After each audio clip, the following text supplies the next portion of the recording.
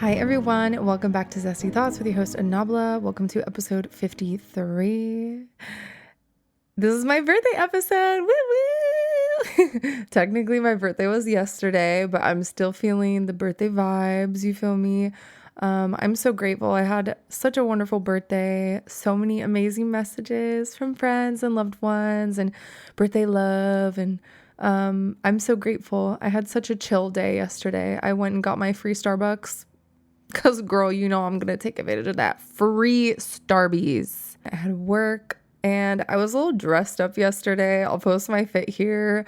A lot of my students were like looking at me weird because I don't normally dress up for work. Maybe like every once in a while. But I was wearing like a skirt, like pencil skirt, blazer top, heels. Like I never dress like that at work. Most of the time, if I wear heels, it's like with jeans, or I'm not wearing heels at all because I work with kids and I'm like up and down a lot. Every once in a while, I'm in the mood though, but it's rare. It's rare enough that my students were all looking at me a little weird, like all day. And some of them knew. I actually have one student who was like birthday neighbors with me. Her birthday is the day before and she brought me a gift. It was so sweet. She actually made me a pair of earrings like the week prior in her summer camp, and she gave them to me and they were pink and I was wearing like all pink. So I wore them with my outfit and she was like so happy I was wearing them. It was cute. But yeah, all my students were so sweet. I was getting a lot of birthday wishes. Like one of my newer students, he's only been with me for maybe like a month or so. I was like, oh, guess what today is, because he doesn't know me that well. Maybe I do dress fancy sometimes, fancy in their eyes. And I was like, oh, guess what today is? And he was like, Wednesday. And he's so cute. He's like a very serious kid. So I don't know what I expected him to say, but I was like, well, yeah, it's Wednesday, but it's also like a very special day. It's also like an extra special day. It's a special occasion. That's why I'm so dressed up. Do you want to guess? And he was like, he didn't know what to guess. And I was like, it's my birthday. He was like, what? Happy birthday. And I was like, thank you. So everyone was so sweet. And then I went and got sushi for dinner with my parents and my godfather. Oh my gosh, you guys. Noma Sushi in Santa Monica. For those of you that have never been put on, allow me to formally put you on because the sushi is amazing. The salmon sashimi is like insane. Insane. I also tried a bite of my godfather's. He ordered the blackened cod. Oh my God. That was insane. Next time I go, I'll definitely order that because it was ridiculous.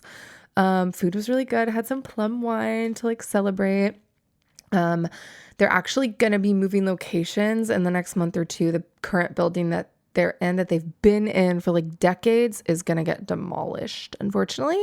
But lucky enough for the community, and the workers there and the owners and everything, they are able to just transfer the location somewhere else. Thank God, because it's like one of my favorite local sushi spots in Santa Monica. So y'all should definitely check it out. They said they might be moving in the next month or two. So their current location that's on Google Maps and everything should be where they are for like the next month or so. Otherwise, you'll have to wait until they're in their new spot. But it was really good. It was a delicious birthday dinner.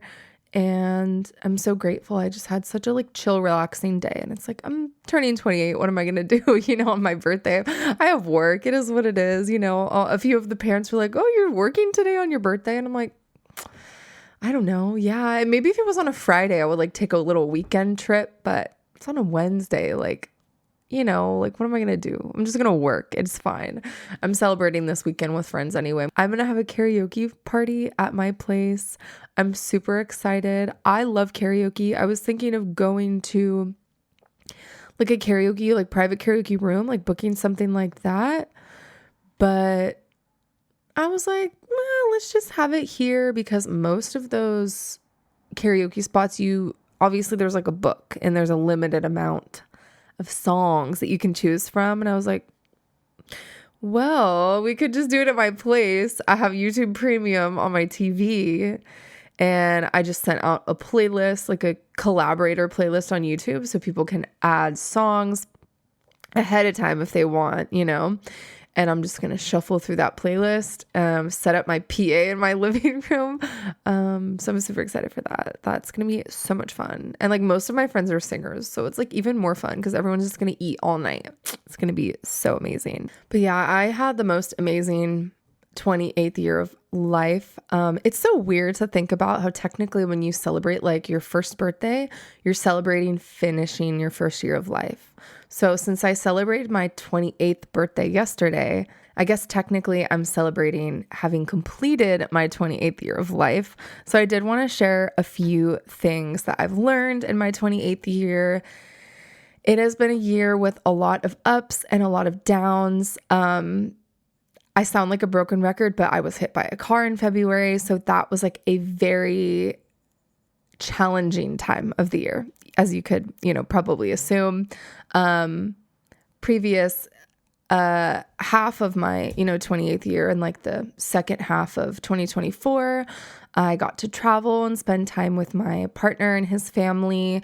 I spent a lot more time, I would say, with family and close friends than maybe I did the previous year. This year, I gigged for the first time since like basically the pandemic shut everything down. I had a few gigs earlier this year and some more hopefully coming up. So I feel like very like grateful for the opportunity to do that and to play live and to share my music with, people in the world and get out there. So yeah, I've crossed a lot of milestones, I feel like, in this year that make me really proud of myself, I guess, is like the best way to sum it all up. I think I've really focused on, this was kind of one of my goals for 2025 also, kind of as like a New Year's resolution, but it's been kind of on my mind the last year or so regardless. But just the idea of finding the balance in life between like giving myself grace and rest and time to just do nothing and exist and like be a human and be alive, without the pressures of society on me, giving myself that time to rest. And then also, working toward my goals and giving myself, little fire under my ass, I guess. Like, I don't know. That's the best like way I could describe it. But like, setting a fire to kind of like boost my, my levels of discipline and my work ethic, and just kind of be more calculated about my goals and working actively every day to achieve those goals. So it's been a fine balance, you know what I mean? I don't know about any of you all listening where you are in the world, but being in Los Angeles, there's a lot of, it's just part of like kind of the ingrained culture, I will say maybe half of, because for a lot of like native Angelinos, it's like not necessarily like that. I would say for some it is, if they grow up wanting to pursue a career in entertainment, because Los Angeles is like one of like the main like hubs for entertainment industry, at least. But I would say like part of the culture in Los Angeles is a lot of pressure, hustle culture, as it is in like a lot of major cities probably in the world. I'm sure if you live in another major city, you could relate. There's like amazing aspects to that. You can work hard, achieve your goals, and like work hard, play hard type of thing, work your ass off, hustle, work long hours, sacrifice sleep, sacrifice whatever you need to get the things you want done. I'm not coming from a place where that is necessarily a bad thing, I guess. I think I've learned this year to kind of like embrace that side of myself a little bit more. As a kid, I was very motivated. I was very driven. And I had pretty much tunnel vision when it came to my my artistic endeavors. And I think that kind of plateaued at a certain point and plummeted, and I fell flat on my face when it came to that aspect of my, I guess, personality, or that aspect of my character, because maybe it wasn't necessarily as balanced out as it probably should have been. Maybe it just wasn't balanced enough for my soul at the time. So, it came to a peak and it was just like, okay, let me chill for a little bit. I really feel like that's what it was. It was like a phase in my life, maybe throughout college. It's just a different energy, different environment. You're learning, you're meeting new people, you're kind of reinventing yourself. And then post college during a pandemic, it was just like, okay, big fat question mark. What am I doing with my life? Questioning a lot of things. I feel like that's a large part of your 20s too, that most people in their 20s could probably relate to. Do I want to continue in this career, in this, field? Do I want to do this for a living? Questioning a lot of things. And I feel like it's the perfect time in your life to do all of that, because you do still have so much time to figure things out. So I think it's been an amazing year of me kind of settling down into the things that I want and really firmly deciding and becoming decisive and yes, I want to continue doing this. No, I don't want to continue doing this. And finding those goals at the end of the tunnel and being fervent and confident in what my goals are. So that's the coolest feeling ever.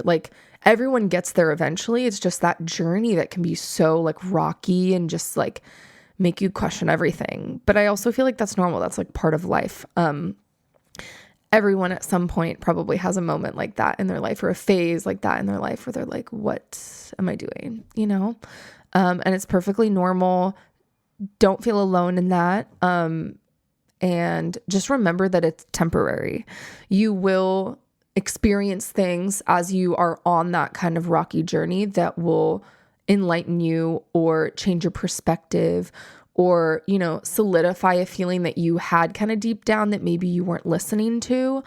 The clarity will come and you'll gain that confidence or that security in those, feelings, if that makes sense. But yeah, that's been such a great, I feel like part of my 28th year, and my journey in my 28th year is finding that balance between work and pleasure, and remembering that pleasure and rest doesn't have to be earned by hard work. But God, does it feel better when it is? You know what I mean? I don't know if that's a toxic, maybe that's a hot take or a toxic point of view, but when you're able to rest and celebrate and relax and have fun and do nothing and just exist in life, there's something that's, makes it a little bit more satisfying and freeing when you balance it out with hard work, when the two sides of the scales are evened out. It's definitely more satisfying in a lot of ways. So I've come to terms with that, and I have accepted that. And I think I'm very grateful for that. And I think that my piece of advice, I guess, would be to find that balance in your life. Try your best to find that balance in your life. I know sometimes it's really hard out here. It's hard out here in life, especially if you live in a big city. And everything's expensive. Financially, it can be hard out here in life. And I understand that having to work just to make ends meet is that's everyone has to do that to an extent. And sometimes you don't have the privilege of time to, or you don't have a perceived privilege of time to allow yourself that rest. But I think I have a lot of faith in life and in the universe to protect me in those times that I do choose to allow myself to rest and take a break and, whatever. I think that if you have faith and you listen to your body and listen to your mind and your soul in those moments when you really, really need to just take a step back, I think if you fully rest intentionally, and treat yourself in that way with like love and respect and like take care of yourself, that you were always rewarded for it. I know sometimes maybe that reward isn't as like instant as we may all want, but I do think it exists, and I do think it always comes back around. So that's my piece of advice. I know sometimes it's hard to like take care of yourself and give yourself that time. Or maybe it's not, maybe it's really easy for you to do that. And maybe you need to do not less of it, but maybe you need to balance it out with some hard work that you're passionate about, that you enjoy, But finding that balance in life is super, super important. And I think your 20s are all about that. Not that you have to have it all figured out by the time you exit your 20s, but if you're in your 20s listening to this and you're still kind of like, trying to find that balance, just know that everyone is. You're not alone.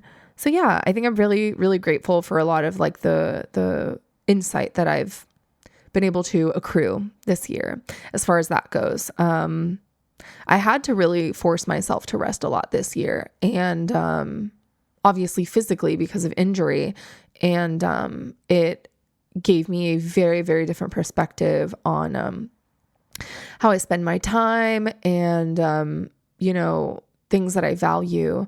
And I fall back on this quote a lot. It's a Henry David Thoreau quote. I think I heard this quote for the first time in high school, and I feel like it's a quote that I'm kind of always falling back on. I have to remind myself,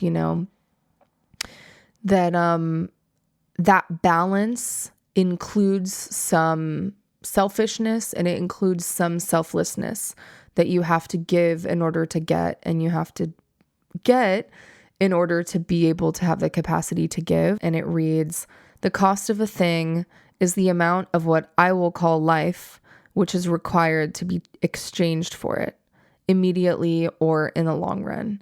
And I think that's like a quote that perfectly sums up that kind of like ebb and flow in life, giving and taking, and working and resting, just finding that balance. I don't know. I love that quote, and I have to remind myself of that a lot. I do find myself sometimes in life, maybe it's like the only child in me.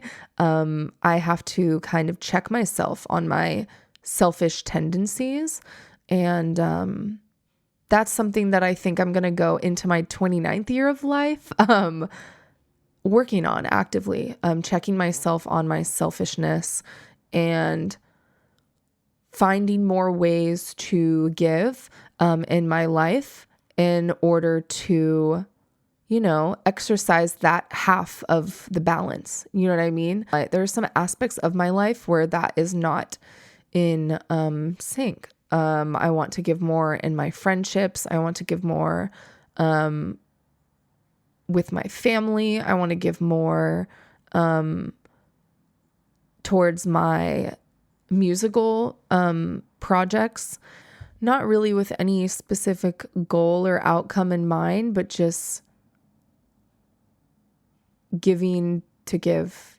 You know what I mean? I think we all have moments where we give because we want something in return, and we're naive if we deny that, but I'm trying to be more conscious in my giving just for fun. I think as a child, I was more involved in philanthropy and volunteering and giving just to do it.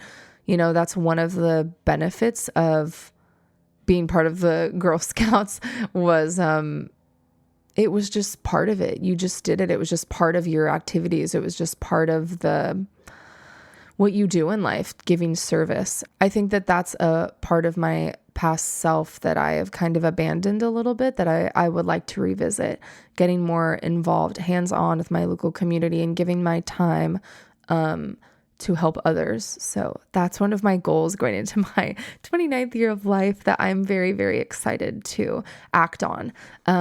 Anyway, okay, enough about me, lol. This is my birthday episode, but I do have some other stuff to gab about. On the topic of balance, I've been reading Conversations with God, book 1, and I have a really, really lovely quote that I wrote down out of it. like a week or so ago when I was reading it, and I think it's really, really amazing and inspiring. So I'm going to read it. So too is love, not the absence of an emotion, hatred, anger, lust, jealousy, covetousness, but the summation of all feeling. It is the sum total, the aggregate amount, the everything. Thus, for the soul to experience perfect love, it must experience every human feeling. It's all about balance, y'all. In order for you to have that gratitude and that appreciation and that love and that peace and that freedom, you have to balance it out and acknowledge and accept those moments of the polar opposite. You feel me? It's the yin and the yang. So I love that quote. If y'all have not read Conversations with God, you definitely should. My bestie Rocky let me borrow all 4 of the books. I am at a snail's pace reading the first one. Slowly we'll be getting through the next 4. Maybe that should be one of my goals in my 29th year is to finish that set of books. Or just prioritize reading a little bit more in my schedule. Oftentimes I kind of have it on my to-do list, and it's that one thing that I always let myself kind of skip, but maybe I should prioritize it. Another layer of my 28th year, and this is kind of a more recent thing, so maybe this is more of like a 2025 spring goal, I guess I've had. I didn't really enact on it in the first part of the year, but I feel like spring and summer, I've been very intentional in making this massive change in my life. And I feel like it has been astronomical, the impact it's had on me. I've talked about it briefly in other episodes, but I just wanted to bring it up because I feel like it's something I'm reflecting on. I think it's another way in which I'm growing. I talked a lot in a previous episode about having a lot of mental noise and dealing with a little bit of anxiety and stress and dealing with just too much of everything. And everybody has those moments where you get overwhelmed and you just need silence and you just need I need nothing. I need quiet. I need alone time, whatever.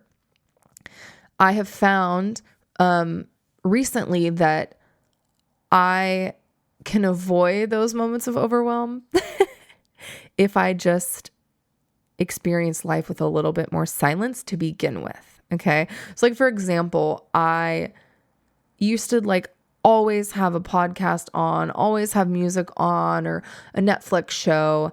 And it was constant. I thought about it when I was like, oh my gosh, every day I wake up and I'm on my phone, I doom scroll, and then I go and I make breakfast or I work out and I'm either listening to music or watching Netflix or a podcast or something at the same time. And I'm like, oh my God, when do I experience silence? And then I go and work with kids and it's like, when am I come home, I watch TV, I listen to something while I do my skincare routine. When am I experiencing silence ever? I really had to reflect on that. So I have been trying to incorporate silent meditation or silent yoga or doing, my skincare nighttime or morning routine with nothing on. Showers, maybe not so much. I do like listening to a pod in the shower or some jams depending on my mood. If I feel like my mood is questionable, then I will put on Brittany Broski put me on to the Aperol Spritz playlist on Spotify. Y'all should check that out. I will link it in the description because I really like it. I've talked about it before on the pod, but I literally am obsessed with it. Also, 60s Tiki Lounge, 10 out of 10.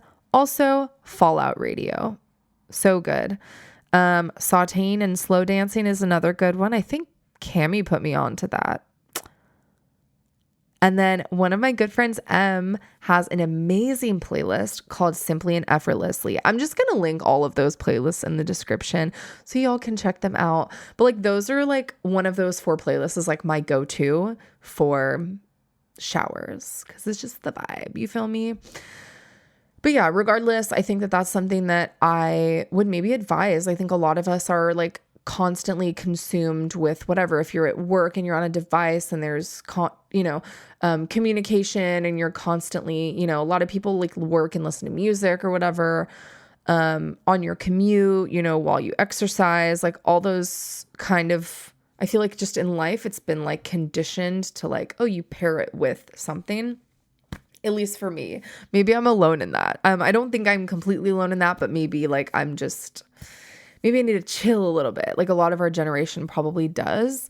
And I think that's something that a lot of people now, this day and age, with all this technology and all this stuff around us, that we could really, really benefit from a little bit more silence. So I would advise that too. I do think I've noticed a difference in my energy and in my kind of mental health and my ability to have more control over my reactions to situations. I have a little bit more control over my own temperament. And I think that's been really, really amazing. I love like seeing myself grow in that aspect of my life. So 10 out of 10. Silence, 10 out of 10. You feel me?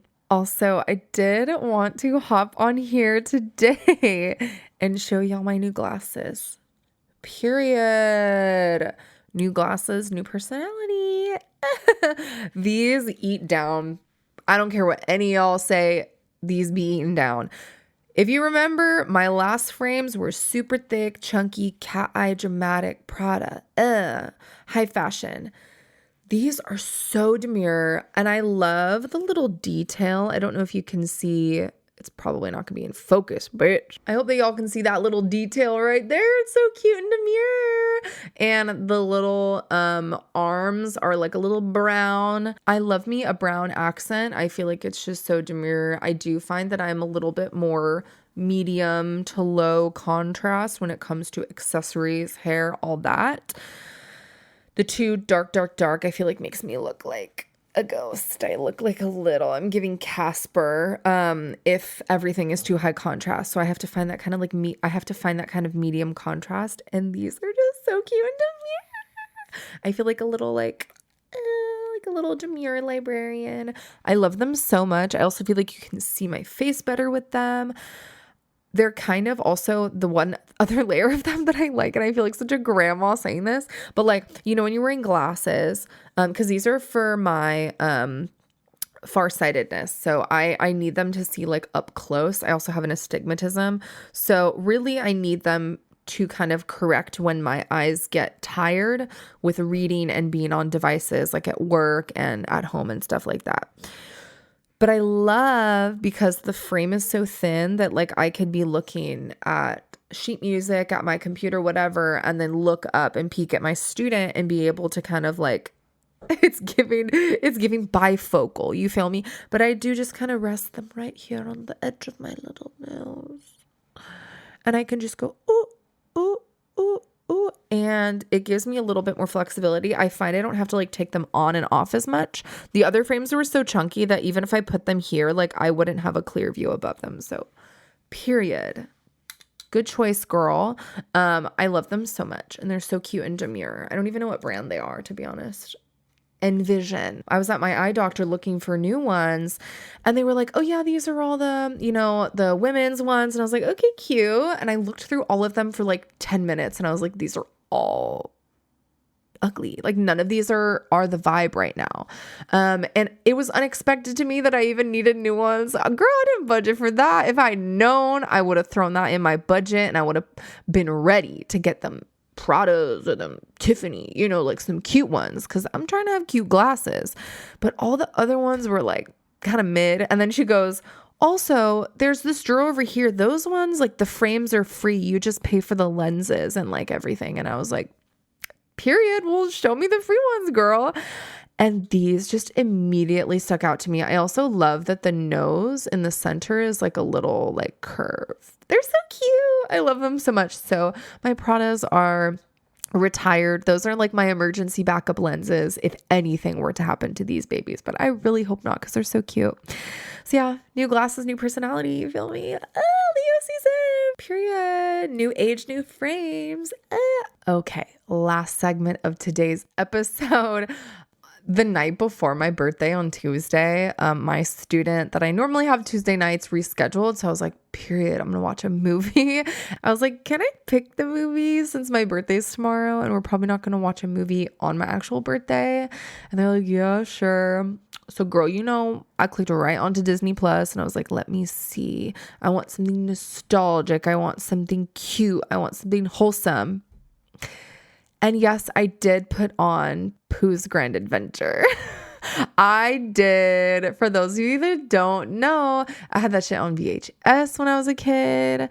And literally this movie, y'all, within 5 minutes, I was like, Pooh, Christopher Robinson is gonna go. Like, I was like, oh my God, why am I emotional? This movie is so sad, but it's so cute. Long story short, I'm gonna spoil it a little bit. So sorry, y'all, if I spoiled Pooh's Grand Adventure for you. Christopher Robin is old enough and he has to go to school. So he's like, has to go during the day. Normally he's just like chilling in the 100-acre wood with Pooh and all his pals all day long, apparently, I guess. But he has to go to school. So like he writes a letter and leaves it on a honey pot for Pooh to find. But Pooh does not read the letter, of course. Silly him. So they go to Owl and they're like, can you read this?